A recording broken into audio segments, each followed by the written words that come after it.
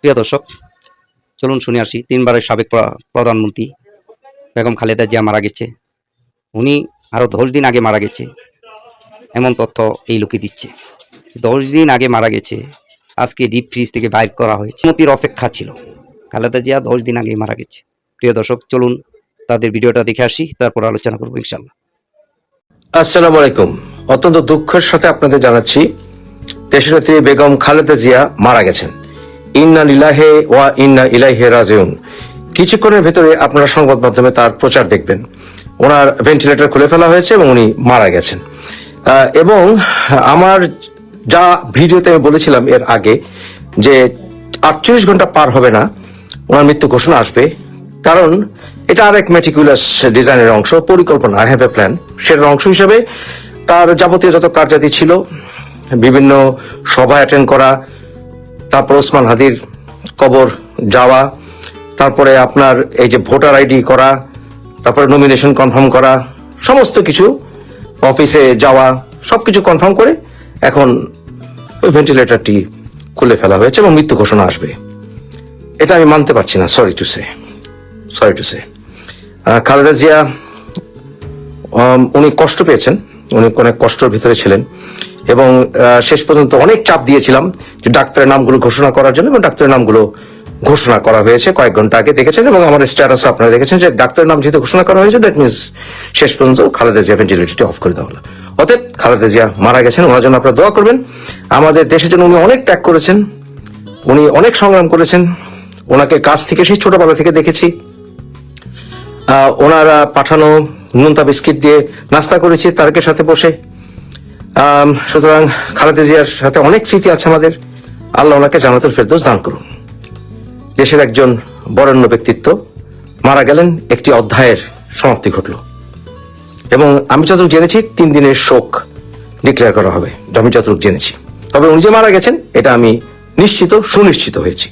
24-এর ওই July August পর থেকে এখন পর্যন্ত আমরা অনেক প্রকৃত রূপ দেখেছি, কিন্তু সবচাইতে বেশি যে লোকটি পচে গেছে, সবচাইতে বেশি 2024-এর জুলাই আগস্টের পর থেকে, এবং নিজেকে বেহায়া, বেশরম, নির্লজ্জ, ধান্দাবাজ, বাটপার হিসেবে প্রমাণ করেছে, যার কোনো নৈতিকতা বলতে কিচ্ছু নাই। সেটা কি জানেন? সেটা হচ্ছে এই কর্নেল অলি। কর্নেল অলি তার ব্যক্তিগত আক্রোশের কারণে সে জামাতের ওই জোটে যোগ দিয়েছে। অ্যাটলিস্ট চরমোনাই তার থেকে ভালো, কারণ চরমোনাই বলেছে যেটাকে জামাতের জোট কেন বলা হচ্ছে, এটাকে 8 দলীয় জোট বলা হয় না কেন। মানে তার অ্যাটলিস্ট প্রেস্টিজে লেগেছে, এটাকে জামাতের জোট বলে কেন, কারণ চরমোনাইয়ের সাথে জামাতের একটি আকীদাগত বৈরিতা অনেক আগে থেকেই, যদিও তারা বলেছিল যে তারা জামাতের সাথে যাবে না, কিন্তু যদিও আপনার আকীদাগত সমস্যা, তাই তারা সেই জোটে যেতে রাজি ছিল না। হেফাজত একই কথা, হেফাজত তাদের আকীদাগত অনেক সমস্যার কথা বলেছে, কিন্তু শেষ পর্যন্ত ওই হেফাজত জামাতের ওই জোটে যুক্ত হয়েছে। তবে জামাত নেতা হয়ে গেছে তাদের। হেফাজত যত কথাই এরপরে বলুক না কেন, চরমোনাই যত কথাই এরপরে বলুক না কেন, যত ইসলামিক দল আছে যত কথাই এরপরে বলুক না কেন, তারা সবাই জামাতের নেতৃত্ব মেনে নিয়েছে, সবাই। তো জামাতের নেতৃত্ব মেনে নেওয়া মানে কি? জামাতের আকীদা ওদের থেকে বেটার, জামাতের ইন্টেলেকচুয়ালিটি ওদের থেকে বেটার, জামাতের দলীয় সাংগঠনিক ক্ষমতা ওদের চাইতে বেটার। জামাত তাদের এখন বস হয়ে গেছে। ভবিষ্যতে যত কথাই বলুক না কেন, যত তারা আকীদাগত কথাই বলুক, যত ইসলামিক বয়ানই দেখ না কেন, তারা জামাতকে তাদের নেতা মেনে নিয়েছে, কারণ এটা জামাতের জোট, এতে কোনো সন্দেহ নাই। কিন্তু যেই লোকটি, যে দুটো লোক বিশেষ করে আক্তার সাহেব, মেজর আক্তার, এবং আরেকজন হচ্ছে আপনার এই কর্নেল অলি, ওরা ওখানে যোগ দিয়ে তারা আবার আল্লাহু আকবার ধ্বনি দেয়। তারা কি মানুষের ইসলামিক সেন্টিমেন্টকে বিক্রি করে তারা নিজেদের পিঠ বাঁচাতে চায়? ব্যাপারটা কি এরকমই যে মেজর আক্তার অনেক কথাবার্তা বলেছেন, উল্টাপাল্টা কথা বলেছেন নিজেকে এখন পিঠ বাঁচানোর জন্য, বা বুড়া বয়সে এই বুড়ো ভাম শেষ পর্যন্ত একটি পার্লামেন্টারি রেকগনিশন পাওয়ার জন্য সে এখন জামাতে যুক্ত হয়েছে। অ্যাটলিস্ট কর্নেল অলি নিজস্ব দল, ওয়ান ম্যান ওয়ান শো দল নিয়ে সে সেখানে যুক্ত হয়েছে, মুখ কালা করুক আর যাই করুক, শেষ পর্যন্ত সারা জীবনে মুক্তিযোদ্ধা কর্নেল অলি হিসেবে আমরা তাকে অ্যাটলিস্ট ন্যূনতম সম্মানটা করতাম। যে পাগল ছাগল যাই বলুক না কেন, সে অ্যাটলিস্ট মুক্তিযোদ্ধা, কিন্তু সেই প্রেস্টিজ সে খেয়েছে। কারণ এই লোক একটা লোভ আছে, সে বঙ্গবন্ধুকেও সম্মান করে না, জিয়াকেও তেমন সম্মান দিতে চায় না। জিয়া নাকি তার কথায় ওই স্বাধীনতা ঘোষণা দিয়েছে, বঙ্গবন্ধুর পক্ষে কত কথা সে বলেছে, কিন্তু শেষ পর্যন্ত সে আসলে রাষ্ট্রপতি হতে চায়, তার ধান্দাটা এখানেই। এজন্য এই কর্নেল অলি সে এখন ওই তারেকের সাথে তার একটি ব্যক্তিগত রাজনৈতিক একটি দ্বন্দ্ব আছে, হ্যাঁ, কারণ তারেক তো তাকে চাচ্চু বলে সম্মান দেয় নাই।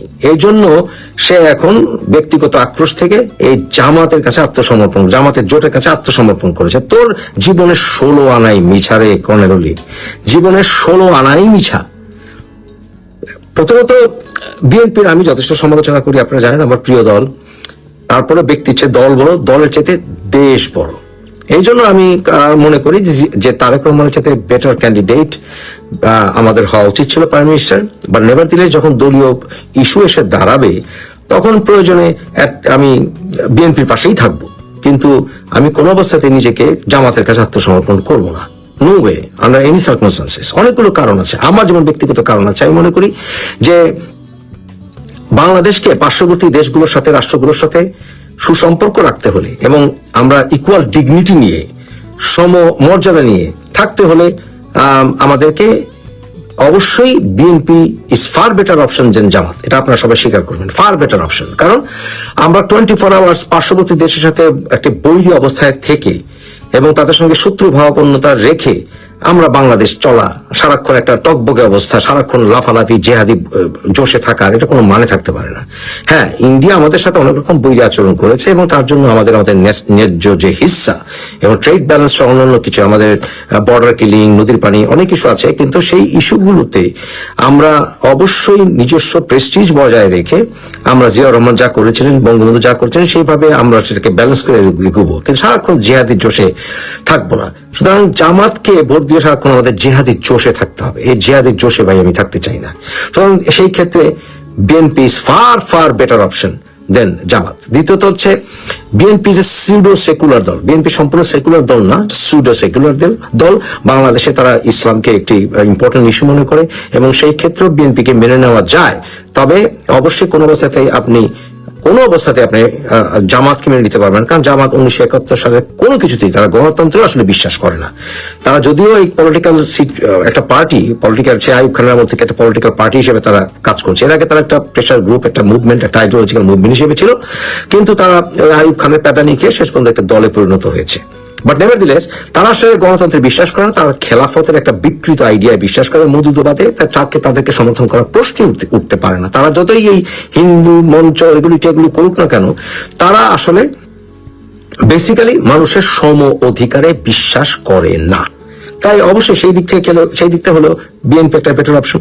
বিএনপি বাংলাদেশের জাতীয়তাবাদে বিশ্বাস করে, অর্থাৎ আমাদের সাহিত্য, সংস্কৃতি, আমাদের সবকিছু যা বাংলাদেশের জাতীয়তাবাদ, এটাতে বিএনপি বিশ্বাস করে, কিন্তু ওরা জাতীয়বাদ আর উম্মা দুইটাকে গুলিয়ে ফেলে। এই জামাত জাতীয়তাবাদ এবং উম্মা বিষয়টাকে ঘুরিয়ে ফেলে।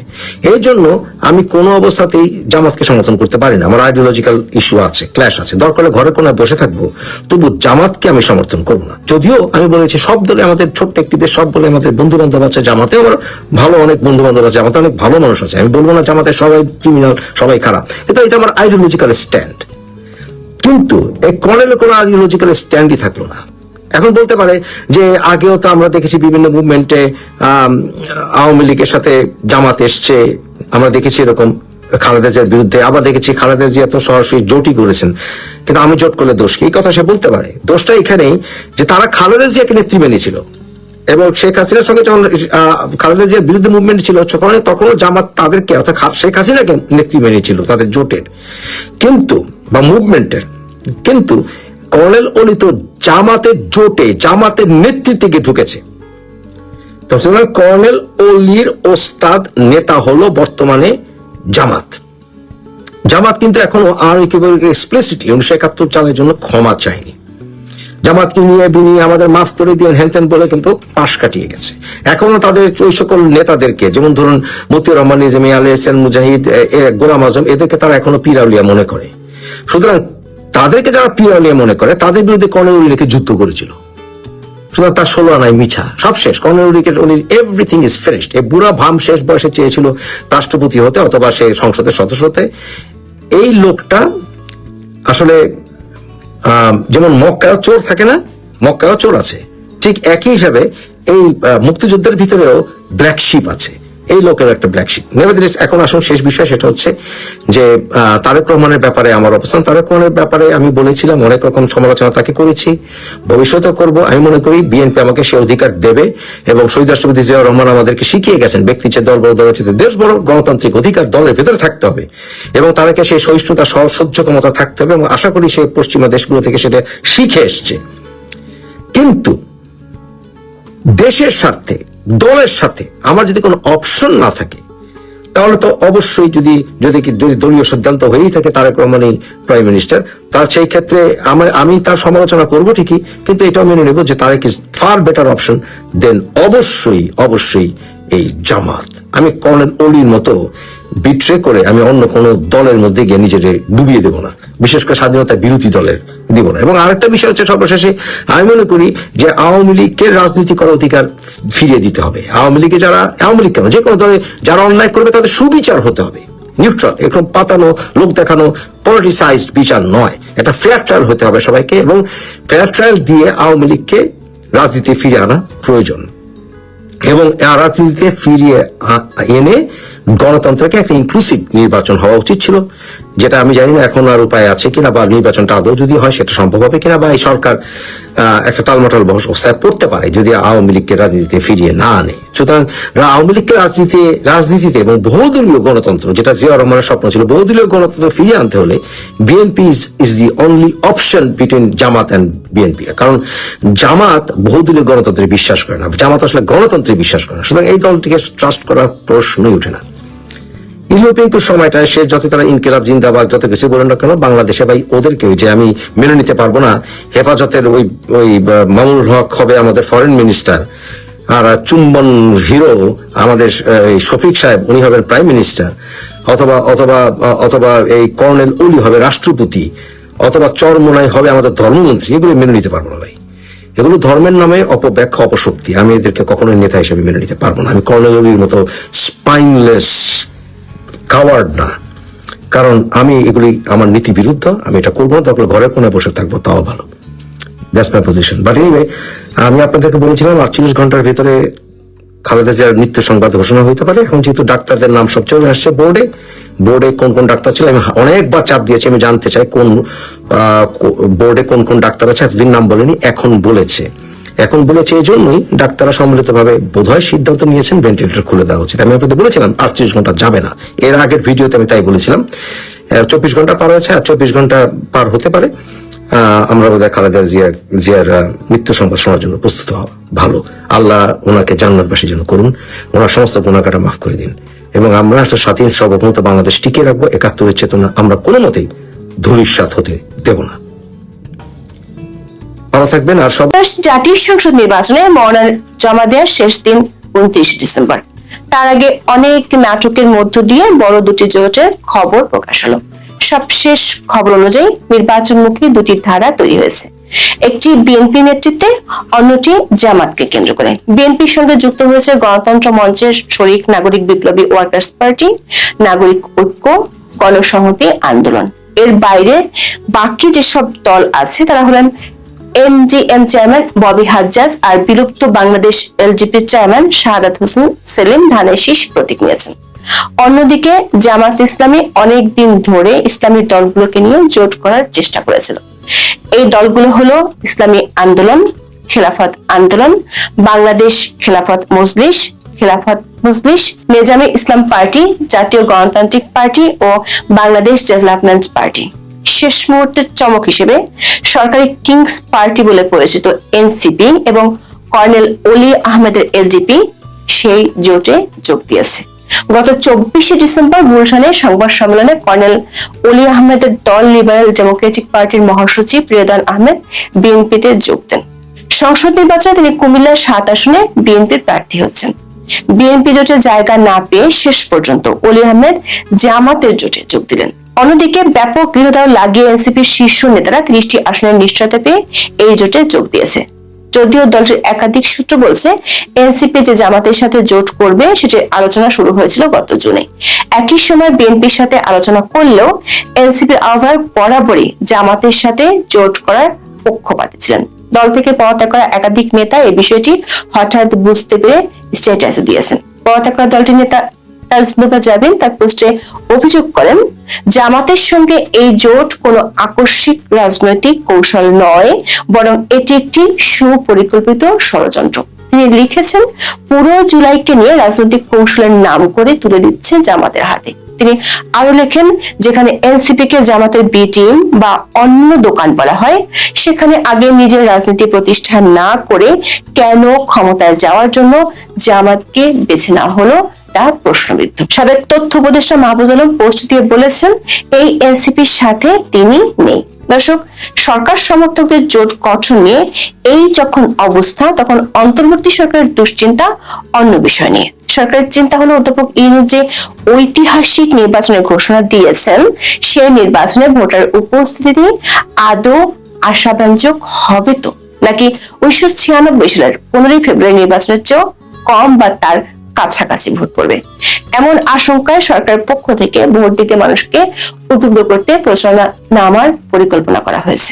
যদিও এরই মধ্যে সংস্কৃতি মন্ত্রণালয় থেকে বেশ কিছু টিকটক গোছের ভিডিও বানিয়ে উল্টো হাস্যরসের জন্ম দিয়েছে।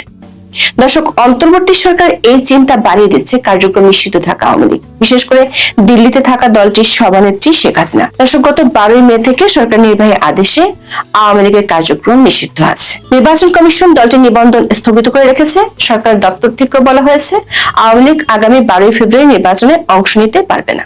এমন পরিস্থিতিতে অনেকদিন ধরে গণমাধ্যম সহ জনপরিসরের আলোচনার একটি বিষয় হলো, আওয়ামী লীগ যেহেতু নির্বাচনে অংশ নিতে পারছে না, সেক্ষেত্রে আওয়ামী লীগের সমর্থক ও ভোটাররা কি করবে।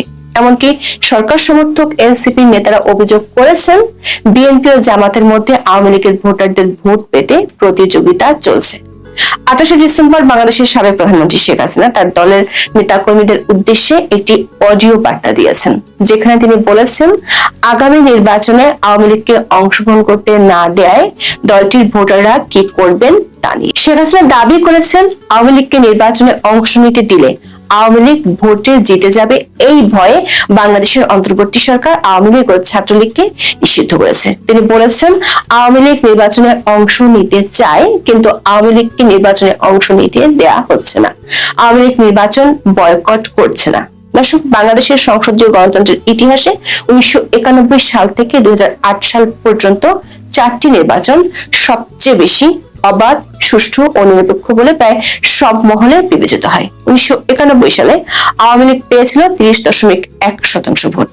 শতাংশের হিসেবে ভোট কম পেলেও তখন বিএনপি সরকার গঠন করেছিল। 1996 সালে আওয়ামী লীগ বিজয়ী হয় 37.4% ভোট পেয়ে। 2001 সালে বিএনপি পেয়েছিল 40.98% ভোট এবং তারা জিতে নেয় 193টি আসন। অন্যদিকে আওয়ামী লীগ পেয়েছিল 40.2% ভোট, কিন্তু তারা মাত্র 62টি আসনে জয়ী হয়। 2008 সালের নির্বাচনে আওয়ামী লীগ পেয়েছিল সর্বাধিক 48.04% ভোট এবং তারা জয়লাভ করে 230টি আসনে। বিএনপি পেয়েছিল 33.2% ভোট এবং তারা পেয়েছিল মাত্র 30টি আসন। দেখা যাচ্ছে 1991 সাল থেকে আওয়ামী লীগ কখনোই 30% নিচে ভোট পায়নি। শুধু আওয়ামী লীগ নয়, ভোটের মাঠে নামতেই পারছে না 14 দলীয় জোটের শরিকরা। জাসদ এবং ওয়ার্কার্স পার্টিতে খবর নিয়ে জানা গেছে, নির্বাচন করার আগ্রহ থাকলেও ভোটের মাঠে নামতে পারছে না তারা। জাতীয় পার্টি নির্বাচনে অংশগ্রহণ করার কথা জানিয়েছে, প্রার্থী ঘোষণা করেছে জাতীয় পার্টি আনিসুল ইসলাম মাহমুদের অংশটিও। তবে সূত্রগুলো বলছে, শেষ পর্যন্ত জাতীয় পার্টি ভোটের মাঠ থেকে নিজেদের সরিয়ে নিতে পারে, যেমনটা এরই মধ্যে ঘোষণা দিয়েছেন কাদের সিদ্দিকী। জাতীয় পার্টি জিএম কাদের অংশের মহাসচিব ব্যারিস্টার শামীম হোসেন পাটোয়ারি এরই মধ্যে সে ইঙ্গিত দিয়েও রেখেছেন, জানিয়েছেন লেভেল প্লেইং ফিল্ড না হলে তারা নির্বাচন থেকে বেরিয়ে যাবেন। সূত্রগুলো বলছে, অন্তর্বর্তী সরকারের দুশ্চিন্তা হলো ভোট কাস্টিং নিয়ে। আওয়ামী লীগ সহ 14 দলের নেতারা জোটবদ্ধ হয়ে নিজ নিজ দলের ভোটারদের ভোট দিতে না করে দিলে বিপাকে পড়বে সরকার ঐতিহাসিক নির্বাচন। আওয়ামী লীগের একাধিক সূত্র থেকে জানা গেছে, ইতিমধ্যে দলটির নেতাদের উদ্দেশ্যে বার্তা পৌঁছে দেওয়া হয়েছে। দলীয় সিদ্ধান্ত অনুযায়ী আওয়ামী লীগ ও এর অঙ্গ সংগঠনের কোন নেতা নির্বাচনে স্বতন্ত্র হিসেবে অংশ নিতে পারবে না। এর বাইরে সংসদ নির্বাচনকে ঘিরে দলটি শিগগিরই কর্মসূচি ঘোষণা করতে পারে। আওয়ামী লীগ বিহীন নির্বাচনের বিরুদ্ধে দলটি বড় ধরনের শোডাউন শুরু করবে 20 জানুয়ারির পর থেকে। দলটির একাধিক সূত্র বলছে, সারা দেশে একযোগে মিছিল করার পরিকল্পনা রয়েছে দলটির। গত 2 সপ্তাহে 3 দফায় দলটির প্রায় 1.5 ডজন নেতা শেখ হাসিনার সাথে দিল্লি গিয়ে বৈঠক করেছেন। সেসব বৈঠকে তাদেরকে নির্দেশনা দেওয়া হয়েছে। সূত্রগুলো বলছে, আওয়ামী লীগের একটি দল মার্কিন যুক্তরাষ্ট্রে বাংলাদেশে নিযুক্ত নতুন মার্কিন রাষ্ট্রদূতের সাথে বৈঠক করেছে। মার্কিন রাষ্ট্রদূত বাংলাদেশে আসবেন 11 জানুয়ারি। দায়িত্ব নেওয়ার পর বেন ক্রিস্টেনসন বাংলাদেশের রাজনৈতিক দলগুলোর সাথে বৈঠক করবেন। জানা গেছে, এই বৈঠকের অংশ হিসেবে তিনি দেশে থাকা কয়েকজন আওয়ামী লীগ নেতার সাথেও বৈঠক করবেন। ওই বৈঠকের পরে আওয়ামী লীগের বড় ধরনের কর্মসূচি শুরু হবে। সাথে যোগ দিবে 14 দলীয় জোট।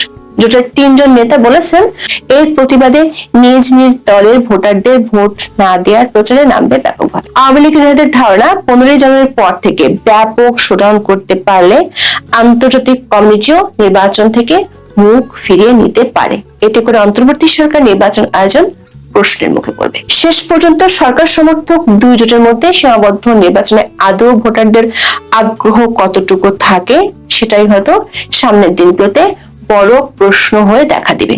তার সাথে আইন শৃঙ্খলা পরিস্থিতির চরম নাজুক অবস্থাও ভোটারদের দুশ্চিন্তা বাড়াবে। বিশেষ করে কেরানীগঞ্জের মতো আর কত জায়গায় বিস্ফোরক ও বোমা বানানোর সরঞ্জাম লুকিয়ে আছে, তা না স্বরাষ্ট্র মন্ত্রণালয় না পুলিশ, কেউই জানে না। এখন এ পর্যন্ত। সবাই ভালো থাকুন, সুস্থ থাকুন, নিরাপদ। দর্শক শুনতে পারছেন উনি কি বলছে? উনি বলছে খালেদা জিয়া 10 দিন আগে মারা গেছে। এই মারা যাওয়া খালেদা জিয়াকে নিয়ে তারেক রহমান কেমন নোংরা রাজনীতিতে মেতে উঠল। এ কি তারেক রহমানের ভালো হয়েছে? মৃত মাকে এত কষ্ট দেওয়ার পর তবু রাজনীতি লাগবে এমন কি? প্রিয় দর্শক, আপনারা কমেন্টে জানাবেন। ভিডিওটি ভালো লাগলে লাইক, কমেন্ট, শেয়ার, সাবস্ক্রাইব করতে ভুলবেন না। আজকের মতো এখানে, আল্লাহ হাফেজ। ভিডিও পেতে আমাদের ইউটিউব চ্যানেল TJ Time 11 কে সাবস্ক্রাইব করুন।